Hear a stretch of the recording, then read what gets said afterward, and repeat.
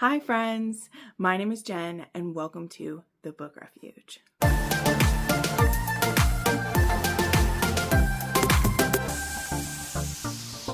Hello everybody, and today we're going to be talking about mafia romances with really good plots, okay?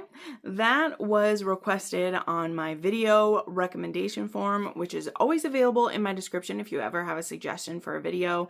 So anyway, this was from an anonymous person. They just asked for mafia romances with top tier plots is what they said. So I just decided to go a bit crazy with that and pick some where I was really engaged equally by how hot the romance was, not just hot as in steamy, but just how great the chemistry was, how much I loved the characters, and the plot kept me being drug along in the story as well. And mostly the book that had me be like, okay, time to make this video was because I just reread Run, Posey, Run by Kate C. Wells. So I'm going to kick off this video with Run, Posey, Run. Okay, I realized when I was looking this up on my Goodreads that the last time I reread Run, Posey, Run, it's really difficult to keep saying that over and over again, read Run, Posey, Run, rah, rah, rah, rah, rah, was in 2021, okay? And I read it twice in 2021. I read it when it came out, and then I reread it at the end of the year as one of my favorites because this was a 6-star book for me, which is no surprise. I mean, honestly, if you guys look back at books of mine that have been 6-star books, Kate C. Wells often ends up in that category for me, because she does very shocking stories. Like, she doesn't pull her punches. She makes you uncomfortable with the stories that she's telling and somehow still manages to hit you in the gut with them and make them feel romantic at the same time. You know, like one of my favorites from this year is Silent Flames, which is probably the most uncomfortable book I've read this year. And revisiting Run, Posey, Run was exactly that. As well as it was impossible to look away from this book. And rereading and annotating it because it was in my pre-order that I did in July was insane. So in this book, we have Posey, who is a mob girlfriend. She is with Dario Volpa. And to her, he seems like a Prince Charming. He takes care of her. He gives her fine jewelry. And she feels the safest she's felt in a long time. She is actually the daughter of kind of a traitor to the mafia. So before she was with Dario, she kind of had been being sort of passed around. Not even passed around as like she was a, sex worker being passed around. But she was having to go from kind of mob guy to look out for herself in the way that women do. Like there's no other way to do that. Like she was going from guy to guy for her livelihood, and sometimes she would get smacked around by those guys. Sometimes she would have to settle for just whatever scraps she could get. But Dario, he is actually the money guy for the particular mafia they're in. I think they're in the Sonelli, or what are they? What mafia are they in? What mafia group are they in right now? I don't know. Sonelli, Dronelli, whatever they're in. It doesn't matter. Because he knows how to run the stock markets, and he's made millions for this relatively kind of like small mafia gig. He's made them a lot of money.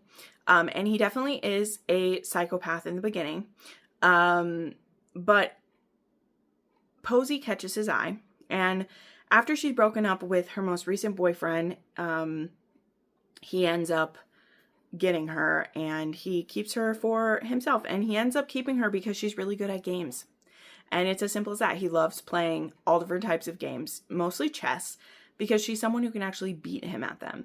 And so for the last, I guess, like couple years, I think it said, she's been his girl. Maybe it's 9 months. I don't know how long it is. But at the start of this, she thinks he's her Prince Charming. She's been hinting she wants him to propose. He actually has bought a ring, and he's planning to propose.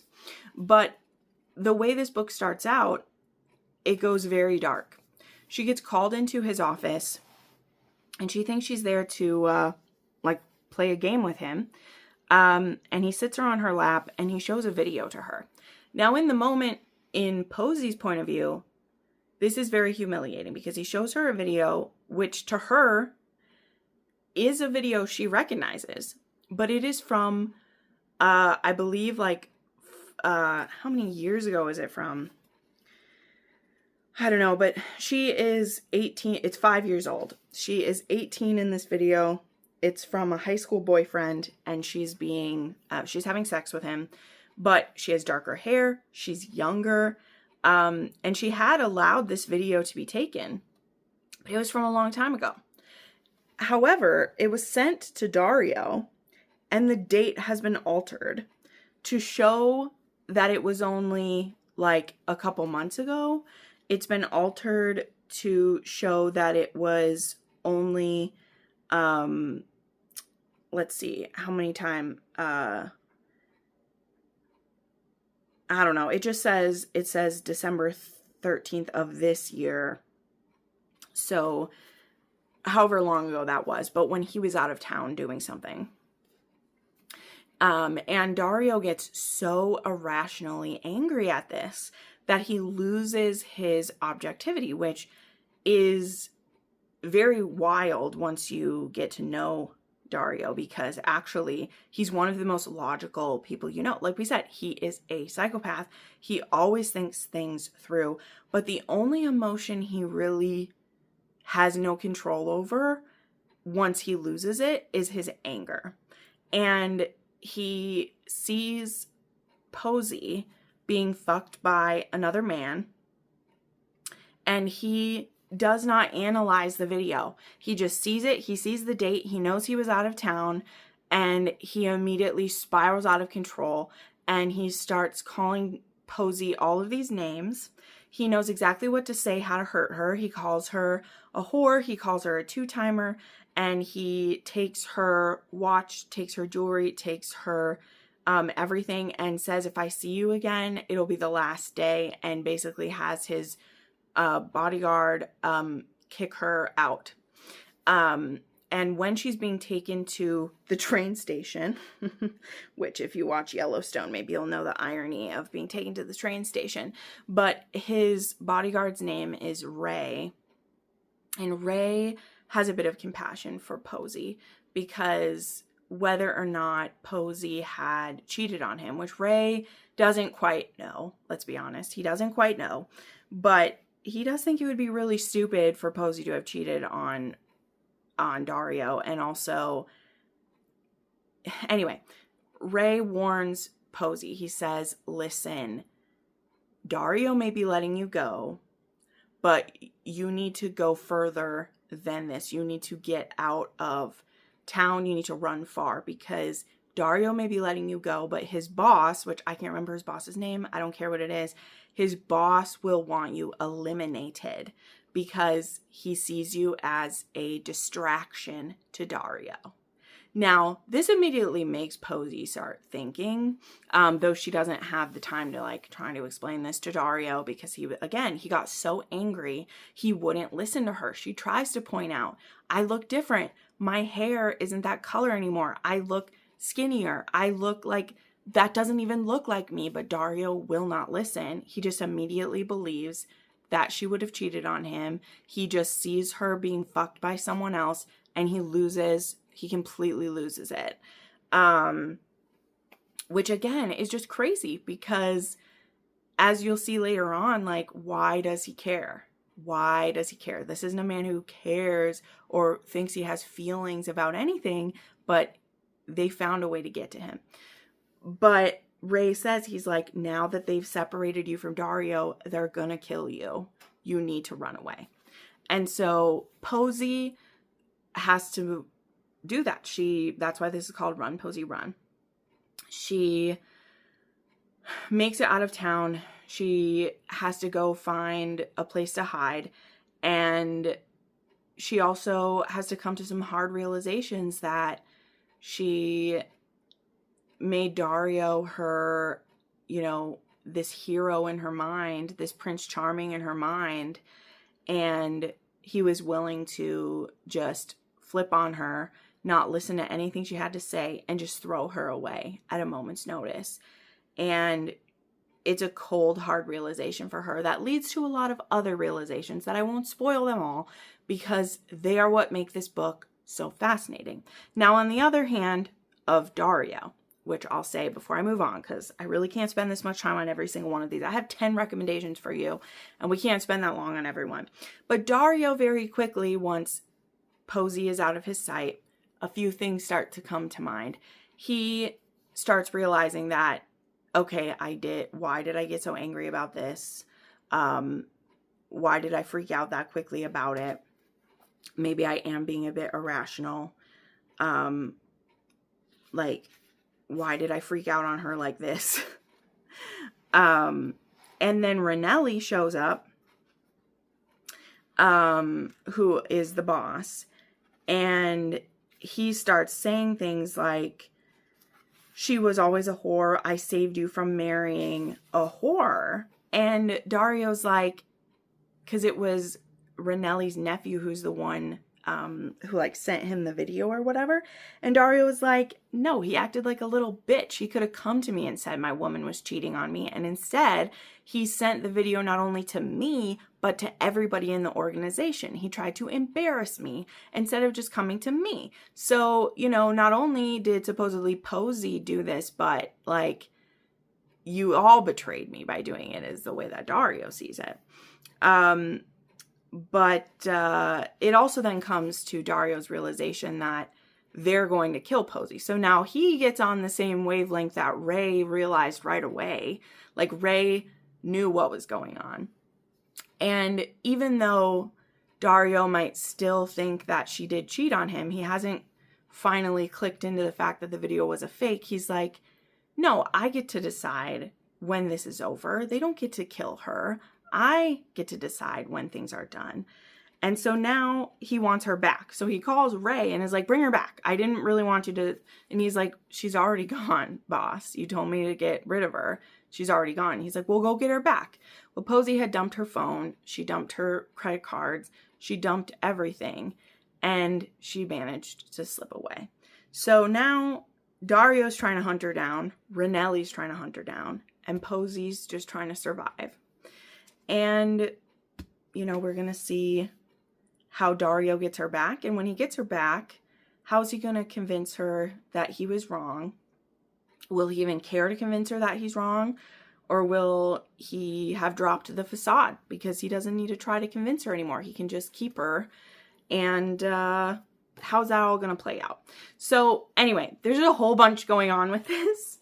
For being such a short book, like, Kate C. Wells is able to just pack everything in there. And there's so many crazy revelations that come. It's why this book, when I talk about like a mafia romance that has like a great plot, but also the emotions and the interpersonal stuff are so fraught, are crazy because Dario is a psychopath, but he also has this one person, and there's so many great lines.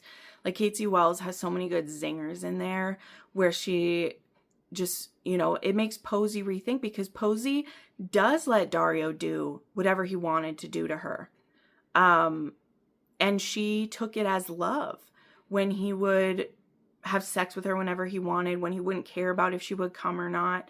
And now when, you know, because spoiler alert, he will get her back eventually, he's almost kind of dumbfounded when she doesn't act interested anymore. And she's like, well, I'm not faking it now. And he's like, but you always did before. And she's like, well, you're not even pretending to be nice anymore. So why would I pretend to like it anymore? So there's just, it's fascinating. It's fascinating. I love shit like it. It's so good. Okay. So another one that I love talking about is When She Unravels by Gabrielle Sands. This was the like debut release for Gabrielle Sands, and Gabrielle just had another book come out. And I did almost want to talk about that one because I really liked the plot in that one too, even though I didn't love the romance as much. But I wanted to talk about ones where I kind of like both parts a bit more. And When She Unravels is one that I really like, kind of both parts of it. So this one involves our heroine, let me double check the names here, Valentina and Damiano. And Valentina, this one starts where she's actually married to a killer. And she was married off to like the killer in her family's organization. And this man is actually a fucking animal and actually forces her to participate in the torture that he does to the men who like piss off her father. And again, he's like the enforcer, the torturer, and things like that. And she is forced into doing this with the threat of like what'll happen to her sisters if she doesn't comply. And she is forced to do this for quite a while until one day her husband brings in a girl. And this girl is supposed to be the next person that she's supposed to help torture. And seeing this innocent young woman who I think is only like, I don't know, she's 17, 18, 19, whatever age she is, she's young, the same age as one of her sisters, is what finally breaks Val. And she's like, I won't do this. And she actually turns on her husband, attacks him instead, and her and the girl actually break out of there. So she steals some money and makes a run for it and actually helps the girl get a flight back to where the girl says her brother and her family is, and Val makes a run for it as well. And I think Val ends up in, I can't remember where she goes, if she goes to Italy or Spain or wherever she ends up, but she ends up in this other country, kind of in hiding, and she believes, I will say this, she believes she killed her husband when she made a run for it, but she ends up in this other country, and she's staying at a hostel, and she gets a job cleaning at this club, and she ends up meeting the guy who runs the club, and she ends up falling for him, and then what do you know, this ends up actually being the brother of the girl that she let go. So that's going to make things complicated because this girl, though she's grateful she was released, obviously they're going to figure out that she's connected to the family that was responsible for capturing his sister. And so there's going to be some questions of how she ended up then working as a cleaner at his club, and dating him, which, I mean, the dating him part, obviously that wasn't planned. That's just what happens. But the plot of this one, I think, is really well planned out. And when I had read this at the time, it was so good. And this whole series by her, the Fallen series, I think is what this one was called. I just really enjoyed it and got sucked right into it. So highly, highly recommend When She Unravels for a really good plot. Okay, then I really thought about which one from this series to recommend because I do realize that this one is very far into the series, but it's my favorite plot in the series. So I do recommend you read the book right before this one to get to it, but you also can just dive into it if you're not planning to read the whole series. You can just dive into it. The author gives you enough backstory that like you'd be fine. But if you're going to read all of this author's books, why not? Because she's one of my favorite Mafia authors anyway. But Sweet Prison by Neva Altai. Talked about this one so many times. This was a 6-star read for me. But this one is actually a stepbrother romance, but where the stepbrother is in prison for, I believe, like 20 years of her life or something like that, or 18 years of them or something. So we have Zahara and Massimo. Okay, so it's 18 years that he is. And he actually becomes her stepbrother when she's only like 3 or 4. And her older brother is like the same age as Massimo. And when her older brother actually gets killed, Massimo kills the guy who kills her brother.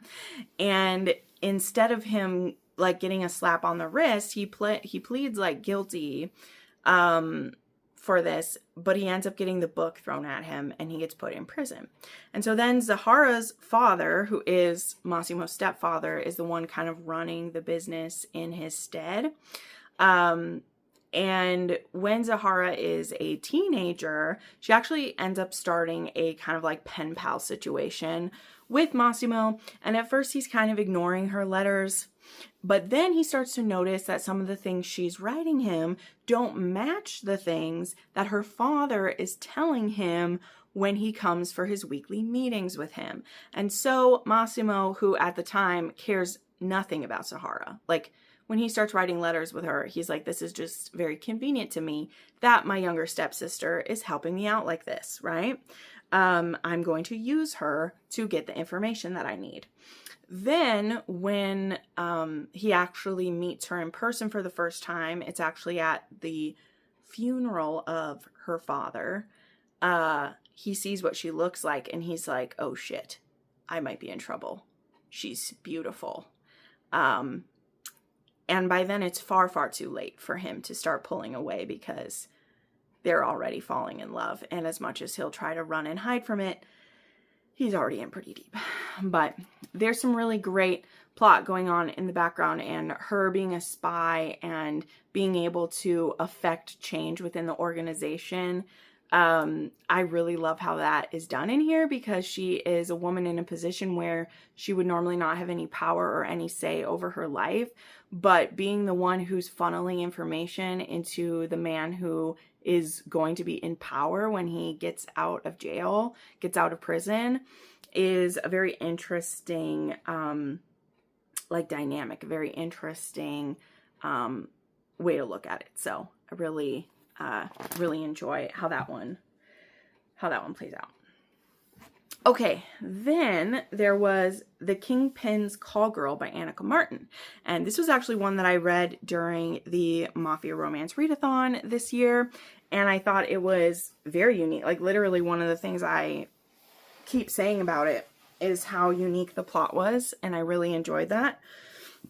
And this one involves the heroine kind of being forced into an undercover situation because her sister is missing, and there is a police officer who wants information on it's the Albanian, I think it's the Albanians, I can't remember, but there is their kingpin who at first, like, this undercover cop doesn't know that the kingpin is going to be involved in this. He just sends her to a place where he knows this mob, like, has their, like, has their, like, meetings, and she's sent in as, like, a call girl to be there. She's just supposed to flirt, pretend to be a stupid girl on someone's arm, and collect information because she has, like, a really great memory, I guess, so she won't have to write anything down or record anything. She can just, so there's no risk of her having, like, a recording device on her or anything, I think is what it's supposed to be. But then the kingpin ends up coming in and he finds her really attractive, and she actually ends up being kind of semi-pushed into having an evening with him. And when she meets back up with her handler guy, when he finds out that she was able to actually connect with the kingpin, now he's like, oh girl, you have to run that lead down. Like, that is way better information than what we thought you'd get. And if you want me to help you with your sister, you're going to see that lead down for me. That is what I want from you. So she really kind of has no choice but to help him with that angle, at least to start with. And then she's even more disturbed because the kingpin, I think his name is Luca. I didn't write down the names, because I just wrote down the titles here. I think his name is Luca in this. I don't know. He can actually tell that she disdains being with him. And he kind of gets a kick out of it that he's kind of forcing this girl because she's not being, like, it's really complicated layers. You have to read it to understand the levels of consent in here. Because it's like, from his point of view, she's consenting because she's being paid to be with him. But we know that she's kind of being pushed into this because she's doing it because she wants info for her sister. So she's being forced to be there as a call girl to do she's being coerced by so it's all these different layers of it, of like, she's not super consenting to this, but also from his point of view, she's consenting, but yet she's disdainful, and he likes that. So there's all those layers that are going into it too. But there's also her in this very high stakes situation trying to find out information about her sister. So I thought the suspense and the intrigue involved in this one was fantastic. It also involved a mob family, a mob country that we don't normally see included in Mafia. So I liked that as well. All right. Then we have Sacred Ruin by Milla Vane. I really enjoy all of the books in the series, but this was the most recent one that came out.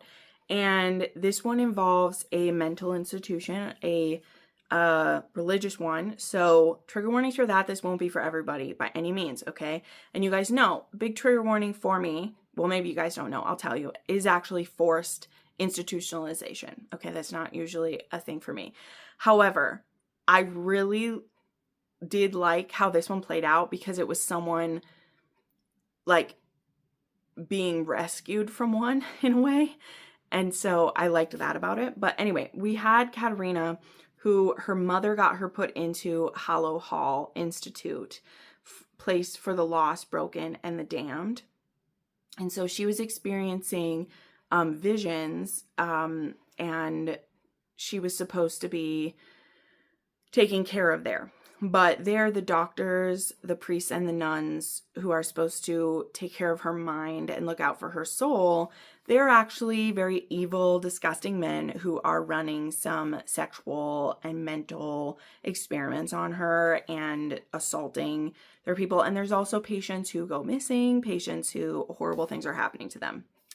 And then we have, I think this one is a Massimo. It's hard to, literally the cursive is so fancy, I couldn't quite tell what his name was. So this is a man built on blood and vengeance. He kills for money. So he's kind of an assassin / he's connected with the mafias. And so he goes to Hollow Hall undercover as a priest, and he's supposed to be there as kind of like a traveling priest who's like there to learn about how they're doing things. That's his cover for being there. And he's there not only for a bounty, but also for his own kind of secret mission as well. And then he sees her, and I'm just reading back here, the girl who speaks to angels, the girl who sees right through me. She calls me a devil, and she's right, and I'm gonna drag her into hell with me. So basically, he's there for his own mission to discover something about one of the priests who's there that's connected to some shady stuff. And he's also there because he's an assassin. There's a hit on one of these guys. But when he interrupts one night something bad that's happening to Katerina, she ends up offering him money to help her get out of there. And he also makes some other not so ethical deals with her to do some things with him as well. So again, there's lots of twisty things going on in here. But in general, I liked the plot of this one because I liked how they were going to take down this awful place and like peel it apart. And yeah, forced institutionalization, the things she was forced to endure, I don't love them. But because in here it was already a corrupt system, like there were no laws holding her here. There wasn't like a judge that forced her into this place or things like this was a corrupt system that put her in. So getting her out was like, it didn't involve like her being forced in by judges and the legal system. It was corrupt that put her in, and so we could take her out just as easily, if that makes sense. So anyway, it all depends on what works for who. Like, I know that won't work for everyone, and I was skeptical going in, so I was just being cautious when I read it, but I think Mila Kane did a pretty good job with that story. I appreciated it anyway. Okay, another great plot that I loved, and I just love her Mafia Romance. I hope she gets back to writing them soon. So one I really liked was Mafia Target, and this is book 4 in the Kings of Italy, and this is another series that I think reading it in order could be smart, but you also could just dive into this one if you love romance, if you love Mafia Romance. I know those are harder to find. There are not as many of those that exist. But this one, some backstory to it, I think is provided well enough with like the start of it, with the prologue to it.